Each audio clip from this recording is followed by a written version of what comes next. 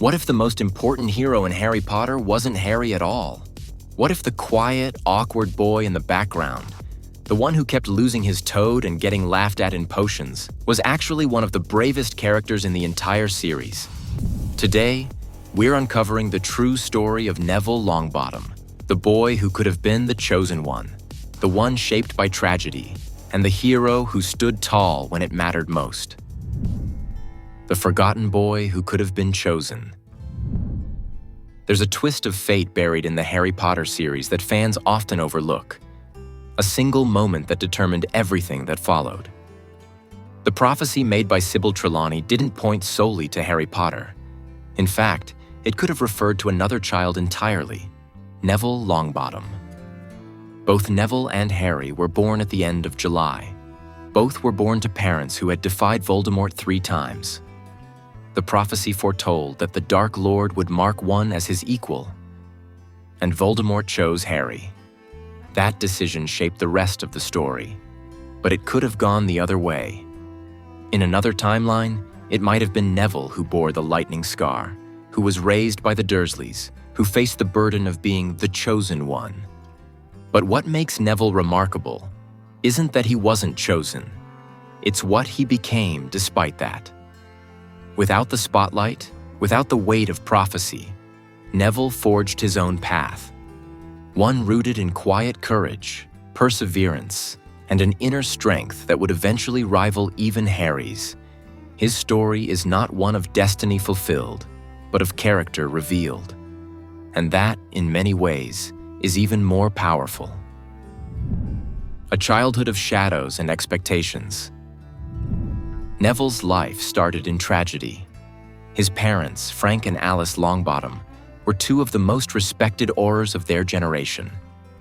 Loyal members of the Order of the Phoenix, they fought valiantly against Voldemort and his followers. But after the Dark Lord's fall, the Longbottoms became targets. Bellatrix Lestrange and her fellow Death Eaters tortured them using the Cruciatus Curse until their minds shattered. Neville was just a baby when it happened. He never truly knew his parents. Instead, he grew up visiting them in St. Mungo's hospital, watching his mother hand him empty candy wrappers, unable to speak. The weight of that loss was immense, not just because his parents were gone, but because everyone around him remembered who they had been. His formidable grandmother, Augusta Longbottom, raised him with fierce pride in his family name, and with that pride came relentless pressure. Augusta expected Neville to live up to the heroism of his father. But as a child, Neville struggled. He didn't show magical talent right away.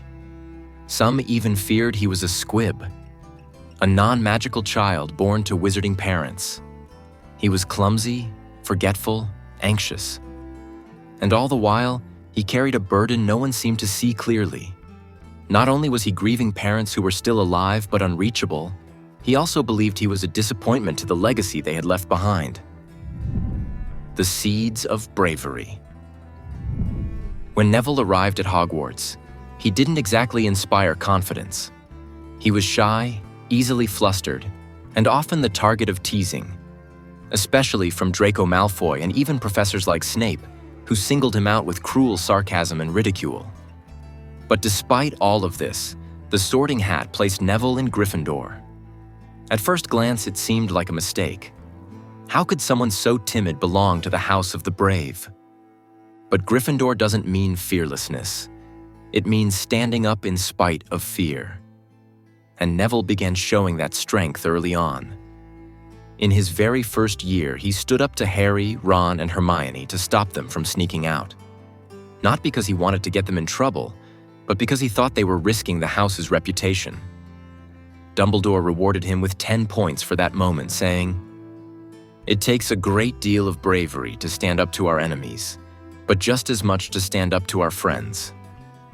That line wasn't just a moral for the moment. It was a foreshadowing of everything Neville would become. While others raced ahead in magical skill or fame, Neville was building something quieter and deeper: integrity. Becoming a fighter. Over the years at Hogwarts, Neville began to grow into himself. By the time the prophecy was revealed in Order of the Phoenix, he had already started showing his mettle. When Harry began secretly training Dumbledore's army, Neville threw himself into the opportunity. He practiced harder than almost anyone. Why? Because he needed to be stronger. He wanted to fight. But it wasn't just personal, it was also deeply emotional. In one of the series' most moving scenes, Neville tells Harry that he wants to be there when they catch Bellatrix Lestrange, the woman who destroyed his parents. And yet, unlike many others driven by vengeance, Neville doesn't descend into cruelty or darkness. His motivations are rooted in justice, not rage. In the Department of Mysteries, when the DA faces off against Death Eaters, Neville fights with everything he has, even as his nose is broken and his wand destroyed. He refuses to back down, even when the odds are overwhelming. That moment is a turning point. He's no longer the awkward boy struggling with spells. He's a warrior in his own right. The leader in the shadows. In Deathly Hallows, when Hogwarts falls under the control of Voldemort's puppet regime, something extraordinary happens. With Harry, Ron, and Hermione on the run, Neville becomes the leader of the resistance at the school. It's not something the books spend much time on, but it's one of the most powerful shifts in the entire series. Neville organizes students. He sabotages the Carrows, the sadistic Death Eater siblings sent to enforce order. He creates secret networks. He turns the Room of Requirement into a safe haven. He becomes the face of hope for a school drowning in fear.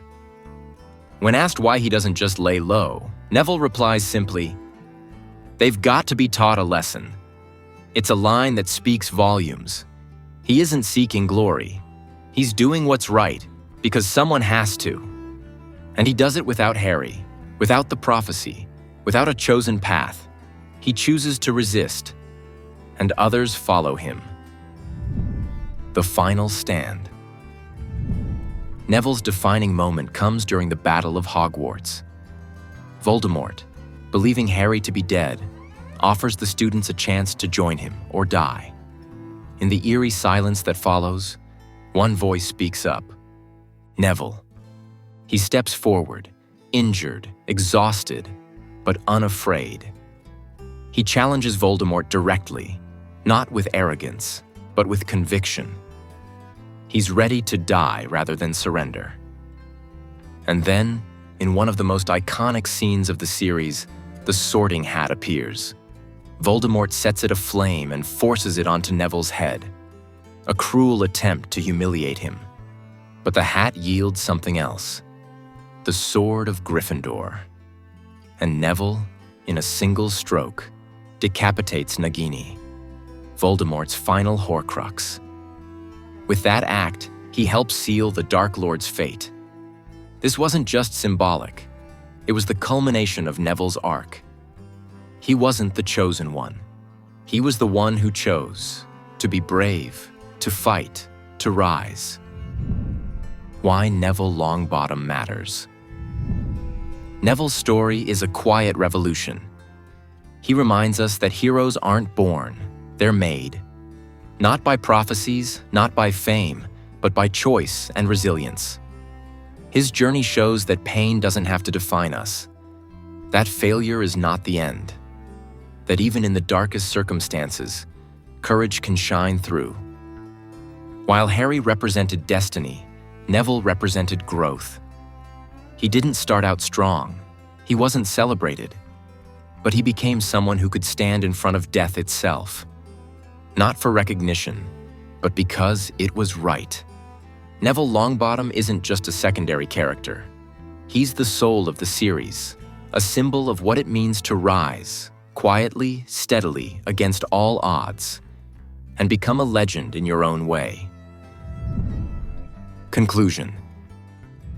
Neville Longbottom may have started in the shadows, but by the end of the story, he stood toe-to-toe with Voldemort, leading the charge for hope, justice, and resistance. His journey proves that heroism isn't about destiny. It's about choice. If you enjoyed this deep dive into Neville's story, give the video a like, subscribe to the channel, and comment below with your favorite Neville moment. Or tell me which character you want to see next. Dumbledore's army is just getting started,